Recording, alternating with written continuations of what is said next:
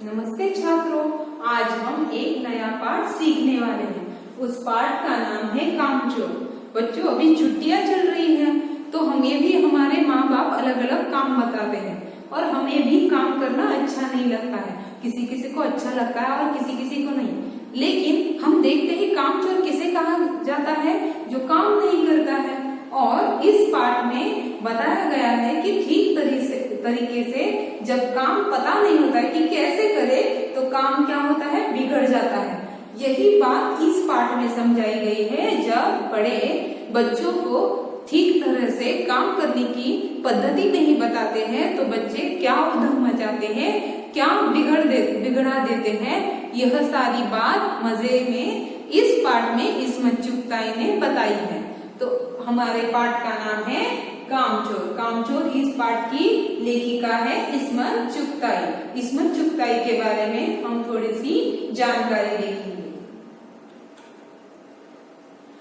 लेखिका इस्मत चुगताई, जन्म 15 अगस्त 1915, मृत्यु 24 अक्टूबर 1991, स्थान बदायूं उत्तर प्रदेश और भाषा उर्दू।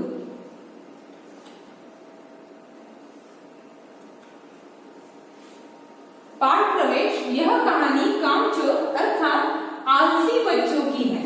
बच्चे अक्सर काम से जी चुराते हैं। उन्हें खेलने, कूदने और मस्ती करने में ही आनंद आता है। इस कहानी में बताया गया है कि अगर सही दिशा निर्देश अर्थात सही तरीका उन्हें न बताया जाए तो बच्चे सही तरीके से काम नहीं करते। अर्थात बच्चों को उन्हें काम करने का सही तरीका सिखाना बहुत जरूरी है।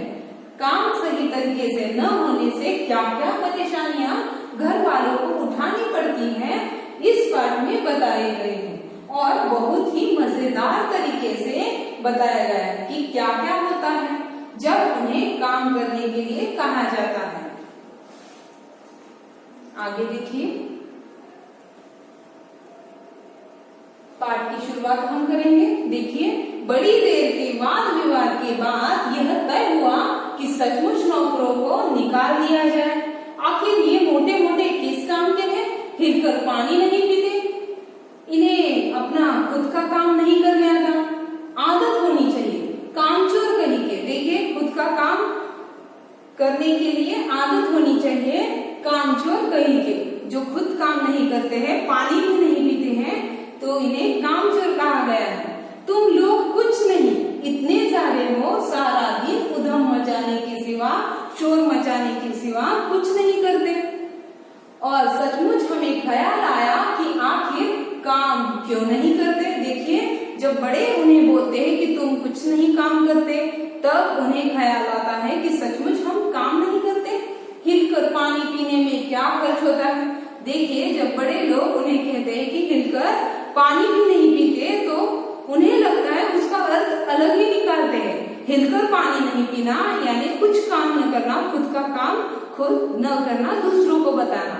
तो यहाँ पे उन बच्चों ने अलग सा अर्थ निकाला है और वो क्या करते हैं, चलो हम हिलकर पानी पीने में क्या हर्ज है, और इसलिए हमने तुरंत हिलाकर पानी शुरू किया। वो क्या करते हैं, पानी लेते हैं और खुद हिलने की कोशिश करते हैं। इससे क्या हो जाता है, पानी शरीर पे गिर जाता है और कपड़े भीग जाते हैं।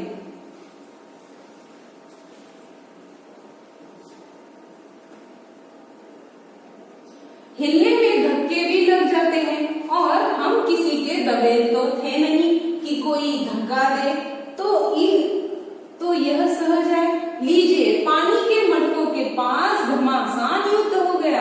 देखिए, वो हिलकर पानी पीने लगते हैं और इससे क्या होता है, एक दूसरे को टकराते हैं और पानी शरीर के ऊपर गिर जाता है और धक्के बुक्के में उनमें झगड़ा हो जाता है और घमासान युद्ध हो गया। सुराहियां उधर लुढ़की, मटके इधर गए, कपड़े भीगे सो अलग। सुराहिया एक लाल मटके की तरह होता है जिसमें पानी रखा जाता है, जो हम चित्र में देख रहे कि किस तरह झगड़े की वजह से सुराही टूट गई है।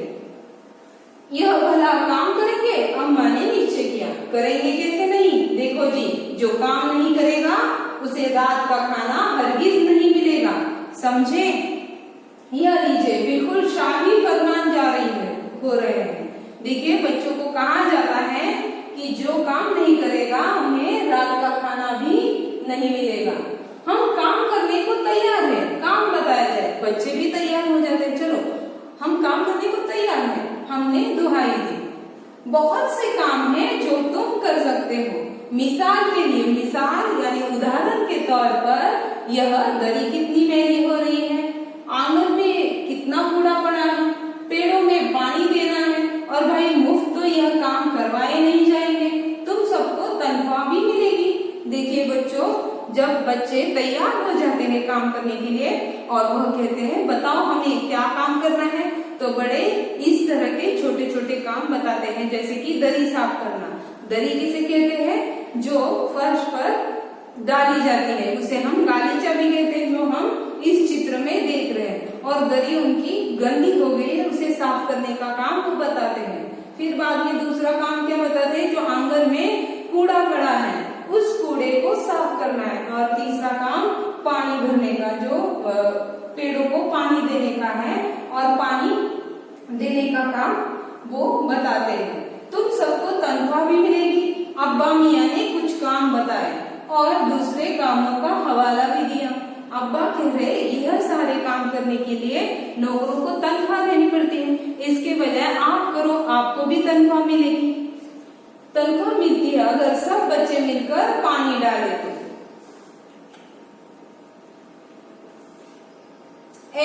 खुदा के लिए नहीं, घर में बाढ़ आ जाएगी। अम्मा ने याचना की, याचना करना प्रार्थना करना। फिर भी तनख्वाह के सपने देखते हुए हम लोग काम पर तुल गए, जुट गए। उन्हें बच्चों को क्या लगा, चलो काम करने के बाद हमें पगार मिलेगी, तनख्वाह मिलेगी, पैसे मिलेंगे, इसलिए वो काम के लिए जुट जाते हैं। एक दिन फर्शी दरी पर बहुत से बच्चे जुट गए और चारों ओर से कोने पकड़कर झटकना शुरू किया। 2-4 ने लकड़ियां लेकर धुआंधार पिटाई शुरू कर दी। देखिए उस दरी को साफ करने के लिए बच्चों ने क्या किया, किसी ने लकड़ियां लाई और किसी ने चारों कोनों को पकड़कर घर में ही झटकना शुरू कर दिया। सारा धूल घर से अट गया। देखिए सारा जो घर है धूल से अट गया। क्यों? क्योंकि दरी जो साफ कर रहे थे वो घर में ही साफ कर रहे थे। किसी ने लकड़ियों से पीटा, किसी ने चारों कोनों को पकड़कर झटकना शुरू कर दिया और सारी दरी की जो धूल है घर में भर गई। और उस धूल की वजह से खांसते खांसते सब बेदम हो गए, सब परेशान हो गए। सारी धूल जो दरी पर थी, जो फर्श पर थी, सबके सिरों पर जम गई, सबके सिर पर जा बैठी, नाकों और आंखों में भी घुस गई। बुरा हाल हो गया सबका। हम लोगों को तुरंत आंगन में निकाला गया। इस तरह से काम करने की वजह से क्या हो गए, बड़े लोग परेशान हो गए और इन बच्चों को आंगन में निकाला।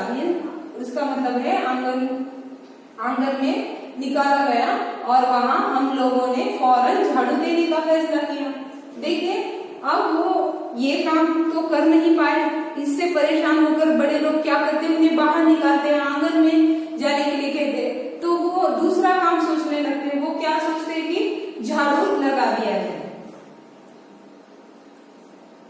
झाड़ू क्योंकि एक और तनख्वाह लेने वाले उम्मीदवार बहुत। देखिए झाड़ू आंगन में एक थी झाड़ू लगाने के लिए, लेकिन बच्चे बहुत सारे थे और उस झाड़ू के लिए झगड़ा शुरू हुआ। और उस झगड़े में क्या होता है, उस झाड़ू के टुकड़े टुकड़े हो जाते हैं, उसके पुर्जे निकल जाते हैं और जितनी सींकें उसके हाथ पड़ी वह उनसे ही उल्टे सीधे हाथ मारने लगे। उसी झाड़ू से एक एक पुर्जे से वह बच्चे झाड़ू लगाने लगे। अम्मा ने सिर पीट लिया। यह सारा देखकर अम्मा ने खुद का सिर पीट लिया। भाई ये बुजुर्ग काम करने दे तो इंसान काम करे, जब जरा जरा सी बात पर टोकने लगे तो बस हो चुका काम। अब सब लोग नल पर टूट पड़े। यहाँ भी वह घमासान मची कि क्या मजाल, जो एक बूंद पानी भी किसी के बर्तन में आ सके। देखिए अब वो पानी भरकर पेड़ों को पानी देना था, तो इस तरह पानी भरने का काम शुरू करते हैं। लेकिन क्या होता है, बहुत सारे बच्चे जो भी हाथ में बर्तन आए वो लेकर घर के बाहर जाते हैं और एक ही नल पर टूट पड़ते हैं। इससे क्या होता है, एकदम से जाने के बाद उनका झगड़ा होता है और बर्तन पे बर्तन पड़ जाता है और उनका झगड़ा, और एक भी बूंद उस बर्तन में नहीं आती है। ठूसम ठास किसी बाल्टी पर पतीला, पतीले पर लोटा और भगोने और डोंगे। डोंगे जो छोटे छोटे कटोरियां होती है उसे डोंगे कहा जाता है। पहले तो धक्के चले, फिर कुहनियां और उसके बाद बर्तन। फौरन बड़े भाइयों बहनों मामों और दमदार मौसियों फूफियों की कुमक भेजी गई। फौज मैदान में हथियार फेंक कर पीठ दिखा गई।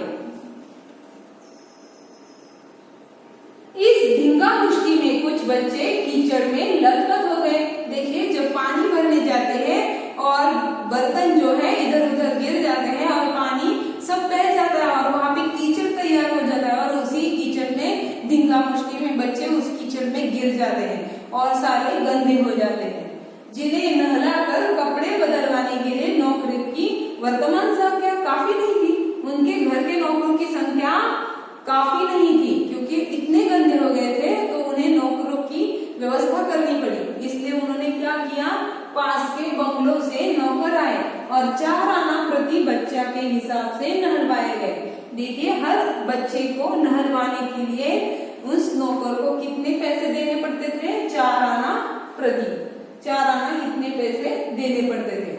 हम लोग कायल हो गए कि सचमुच यह सफाई का काम अपने बस की बात नहीं, और न पेड़ों की देखभाल हमसे हो सकती है। कम से कम मुर्गियां ही बंद कर दे। देखिए, बच्चे कहते हैं पानी, पेड़ों को पानी देना या फिर साफ सफाई करना ये हमारे बस की बात नहीं दिखाई दे रही है, हम तो फिर मुर्गियां ही बंद करने का काम कर दे। देखिए आगे, बस शाम ही से जो बांस छड़ी हाथ पड़ी लेकर मुर्गियां हाँकने लगी। देखिए, अब उन्होंने शाम होने की राह देखी और शाम होने के बाद उन्होंने क्या किया, हाथ में लकड़ियां बांस वगैरह लेके मुर्गियां हाँकने को शुरुआत करते हैं। चल दड़बे दड़बे, दड़बे का अर्थ है जिसमें मुर्गियां रखी जाती है, जिसके नीचे मुर्गियां रखी जाती है उसे दड़बा कहा जाता है। पर साहब, मुर्गियों को भी किसी ने हमारे विरुद्ध भड़का रखा था। बच्चे कहते हैं कि हमारे विरुद्ध इन मुर्गियों को भी भड़का रखा था। ऊट पटांग इधर उधर कूदने लगी। 2 मुर्गियां खीर के प्यालों से जिन पर आया चांदी के वर्क लगा रही थी। देखिए, मुर्गियों को हाँकने का काम करते हैं और मुर्गियां तो इधर उधर भाग रही थी और इसकी वजह से ऊट पटांग इधर उधर फड़फड़ाती हुई निकल गई। तूफान गुजरने के बाद पता चला कि प्याले खाली हैं और सारी खीर दीदी के कामधनी के दुपट्टे और कांधे धुले सिर पर लगी हुई है। उसके सिर पर भी लगी थी। एक बड़ा सा मुर्गा अम्मा के खुले हुए पानदान में कूद पड़ा। पानदान जिसमें पान, खाने का पान और जो साहित्य होता है कत्था चूना वो रखा था, उसमें वो मुर्गा जो है अम्मा के खुले पानदान में कूद पड़ा और इससे क्या हुआ, कत्थे चूने में लुथड़े यानी भरे हुए पंजे लेकर नानी अम्मा की सफेद दूध जैसी चादर पर छापे मारता हुआ निकल गया। यहाँ पे हम चित्र में देख रहे हैं सफेद चादर पर जो पानदान में छपाक मारकर क्या हुआ, कत्थे चूने से भरे हुए पैर उनके चादर पर आ गए थे, छापे मारते हुए निकल गया। एक मुर्गी दाल की पतीली में छपाक मारकर भागी और सीधी जाकर मोरी में इस तेजी से फिसली सारी कीचड़ मौसी जी के मुंह पर पड़ी जो बैठी हुई हाथ मुंह धो रही थी। देखिए, मोरी का अर्थ है जो नहाने की जगह होती है उसे मोरी कहा जाता है। वहां पर क्या हो जाता है, एक मुर्गी वहां पे जाती है और फिसली की सारी कीचड़, तेजी से फिसली की सारी कीचड़ मौसी जी के मुंह पर पड़ी जो बैठी हुई हाथ मुंह धो रही थी। कहाँ पे हाथ मुंह धो रही थी, मोरी में। इधर सारी मुर्गियां बेनकेल का ऊंट बनी चारों तरफ दौड़ रही थी, एक भी दड़बे में जाने को राजी नहीं थी। इधर किसी को सूजी की भेड़ें आई हुई है। देखिए, कुछ बच्चे मुर्गियां हाँकने का काम कर रहे थे और कुछ बच्चों के विचार में आया, चलो हम क्या करते हैं, अब भेड़े आए हुए तो उन्हें खिलाया जाए, उन्हें हाथों हाथ उन्हें दाना भी खिला दिया जाए। दिन भर की भूखी भेड़े दाने का सूप देखकर जो सबकी सब झपटी तो भाग कर जाना कठिन हो गया। लष्टम पष्टम तख्तों पर चढ़ गई, पर भेड़ चाल मशहूर है। उनकी नजर तो बस दाने के सूप पर जमी हुई थी। पलंगों को फलांगती यानी कूदती, बर्तन लुढ़काती, बर्तन गिराती, साथ साथ चढ़ गई। देखिए भेड़िए भूखी थी और उन्होंने खाने का जो दाने का सूप देखा तो उस पे झपट पड़ी। तख्त पर बानी दीदी का दुपट्टा फैला हुआ था, जिस पर गोखरी, चंपा और सलमा सितारे रखकर बड़ी दीदी मुगलानी बुआ को कुछ बता रही थी। भेड़े बहुत निसंकोच सबको रोनती, मेंगनों का छिड़काव करती हुई दौड़ गई। सब जब तूफान गुजर चुका तो ऐसा लगा जैसे जर्मनी की सेना टैंकों और बम पारों सहित उधर से छापा मारकर गुजर गई। ऐसा उधम मचा। जब शांत हो गया तो ऐसा लग रहा था उसे देखकर कि जैसे क्या हो गया, जर्मनी की सेना टैंकों और बमबारों सहित उधर से गुजर चुकी है। जहां जहां से सूप गुजरा, भेड़े शिकारी कुत्तों की तरह गंध यानी कि जो उसका स्मेल होता है वो सूंघती हुई हमला करती गई। हज्जन माँ एक पलंग पर दुपट्टे से मुंह ढके सो रही थी। हज्जन माँ जो है एक पलंग पर अपना मुंह ढके सो रही थी। उन पर से जो भेड़े दौड़ी तो न जाने वह सपने में किन महलों की सैर कर रही थी। दुपट्टे में उलझी हुई मारो मारो चीखने लगी। अचानक से एक जो मेंढी है वो भेड़ी है वो क्या करती है कि जो चारपाई पर, जो पलंग पर हज्जन माँ सोई है मुंह ढक के, उनके ऊपर कूद पड़ती है। तो अचानक से वो सपने देख रहे थे और अचानक कूदने के बाद वो क्या करती है, मारो मारो ऐसे चीखती है। इतने में भेड़े सूप को भूलकर तरकारी वाली की टोकरी पर टूट पड़ी। तरकारी जो सब्जी बेचती है वो तरकारी वाली के टोकरी पर टूट पड़ी। वह दालान में बैठी मटर की फलियां तोल तोल कर रसोइयों को दे रही थी। दालान चौखट के सामने जो तरकारी वाली आई थी वो रसोइया जो घर में खाना पकाते हैं उन रसोइयों को क्या कर रही थी, तोल तोल कर नाप नाप कर मटर की फलियां दे रही थी। वह अपनी सरकारी का बचाव करने के लिए सीना तान कर उठ गई। आपने कभी भेड़ों को मारा होगा तो अच्छी तरह देखा होगा कि बस ऐसा लगता है जैसे रुई के तकिए को कूट रहे हो। लेखिका क्या कहती है, कभी आपने भेड़ियों को मारा है? भेड़ियों को मारते हुए लगता है कि जैसे तकिया कूट रहे हो। भेड़ को चोट नहीं लगती, बिल्कुल यह समझकर कि आप उससे मजाक कर रहे हैं। वह आप ही पर चढ़ बैठेगी। जरा सी देर में भेड़ों ने तरकारी छिलकों समेत अपने पेट की कढ़ाई में झोंक दी, अपने पेट में डाल दिए यानी कि खा डाले। छिलके सहित वो मटर की फलियां भेड़ों ने खा डाली। इधर यह प्रलय मची थी और उधर दूसरे बच्चे भी लापरवाह नहीं थे।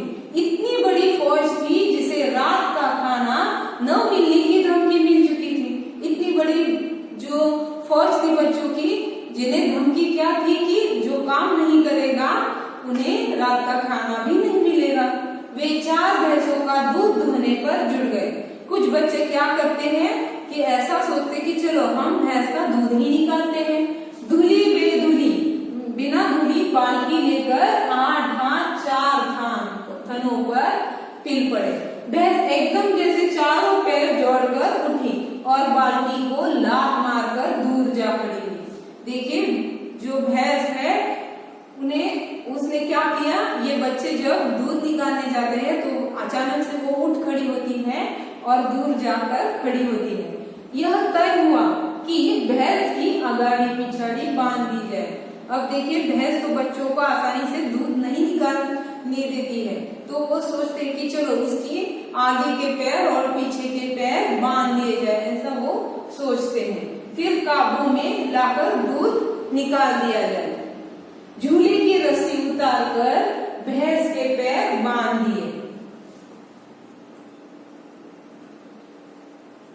पिछले दो पैर चाचा जी के चारपाई के पायों से बांध। देखिए पिछले पैर वो बांधते हैं और क्या करते हैं, वही रस्सी चाचा जी के चारपाई को बांधते हैं।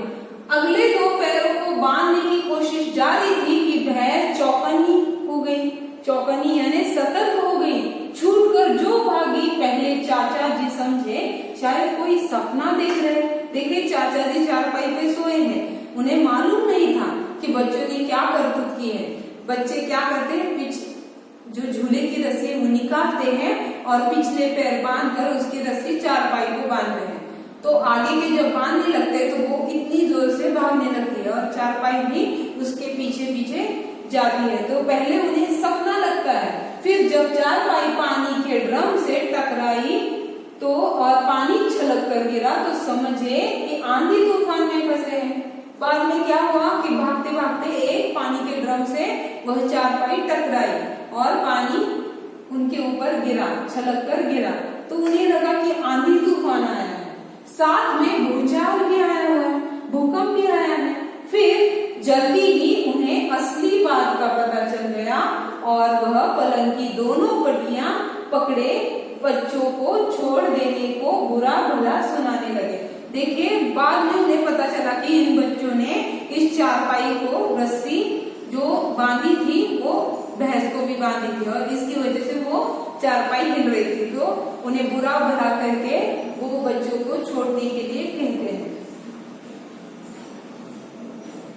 यहाँ बड़ा मजा आ रहा था, भैंस भागी जा रही थी और पीछे पीछे चारपाई और उस पर बैठे हुए चाचा जी। उन्हें बहुत देखने में मजा आ रहा था। ओह एक भूल ही हो गई, यानी बछड़ा तो खोला ही नहीं। बाद में बच्चों को समझ में आता है कि हमारा एक काम तो रह गया, बछड़ा ही छोड़ा नहीं है। इसलिए तत्काल यानी झट से बछड़ा भी खोल दिया जाता है। तीर निशाने पर बैठा और बछड़े की ममता में व्याकुल होकर भैंस ने अपने गुर्रों को ब्रेक लगा दी, यानी वो थम गई। जब बछड़ा वह देखती है छूटा हुआ तो वो थम जाती है, ममता जाग उठती है। बछड़ा तत्काल जुड़ गया, धोने वाले गिलास कटोरे लेकर लपके, क्योंकि बाल्टी तो छपाक से गोबर में जा गिरी थी। बछड़ा फिर बागी हो गया, कुछ दूध जमीन पर और कपड़ों पर गिरा। देखिए वो जब बछड़ा पीता है उसे बाजू को निकाल दिया जाता है और फिर दूध निकालते हैं तो क्या होता है, कुछ दूध जमीन पर गिर जाता है और कुछ बर्तन में, गिलास में। 2-4 धारे गिलास कटोरों में भी पड़ गई, बाकी बछड़ा पी गया। यह सब कुछ मिनट के 3/4 में हो गए। घर में जो तूफान उठ खड़ा हुआ, ऐसा लगता था जैसे सारे घर में मुर्गियां, भेड़े, टूटे हुए तसले, बाल्टियां, लोटे, कटोरे और बच्चे थे। देखिए इतना सारा तूफान घर में आया था, इतना सारा कुछ हो गया था। देखिए अब क्या होता है कि वो उस काम को ठीक ठाक किया जाता है। बच्चे बाहर किए गए, मुर्गियां बाग में हटाई गई। मातम सा मनाती तरकारी वाली, क्यों मातम मना रही थी, क्यों रो रही थी, क्योंकि उसकी जो सब्जी है मटर की फलियां वो छिलकों सहित भेड़ियों ने खा डाली थी, इसलिए वो रो रही थी। इसलिए मातम सा मनाती तरकारी वाली के आंसू पोंछे गए और अम्मा आगरा जाने के लिए सामान बांधने लगी। या तो बच्चा राज कायम कर लो या मुझे ही रख लो। देखिए अब अब्बा को अम्मा क्या कहती है, बच्चों का राज कायम रखो या मुझे ही मैके जाने दो, नहीं तो मैं चली मैके। अम्मा ने चुनौती दी और अब्बा ने सबको कतार में खड़ा, एक लाइन में खड़े होने के लिए कहा। पूरी बटालियन को कोर्ट मार्शल कर दिया। अगर किसी बच्चे ने घर की किसी चीज को हाथ लगाया तो बस रात का खाना बंद हो जाएगा। अब बुजुर्ग भी, बड़े लोग भी उनसे परेशान हो जाते हैं कि इनसे कुछ काम नहीं किया जाता है ठीक से, उधम मचाते हैं। इसलिए वो कहते हैं कि तुम किसी भी काम को हाथ मत लगाओ, जो हाथ लगाएगा उन्हें रात का खाना भी नहीं दिया जाएगा। ये लीजिए, इन्हें किसी करवट शांति नहीं, एकदम किसी बात की शांति नहीं, किसी मिनट तक शांति नहीं। हम लोगों ने भी निश्चय कर लिया कि अब चाहे कुछ भी हो जाए हिलकर पानी भी नहीं पिएंगे। तो इस तरह यह पाठ यहाँ पे समाप्त हो जाता है। आपने भी बच्चों देखा कि किस तरह हमें जब किसी काम की पद्धति ही मालूम नहीं कि किस तरह यह काम किया जाता है तो हम भी इस तरह गलतियां कर सकते हैं। तो बड़ों को यही बात मैं बताना चाहती हूँ कि अपने बच्चों को वह सही तरीके से काम सिखाए ताकि वह जो भी काम है वो ठीक ठाक करे, न कि उसमें गलतियां करे। धन्यवाद।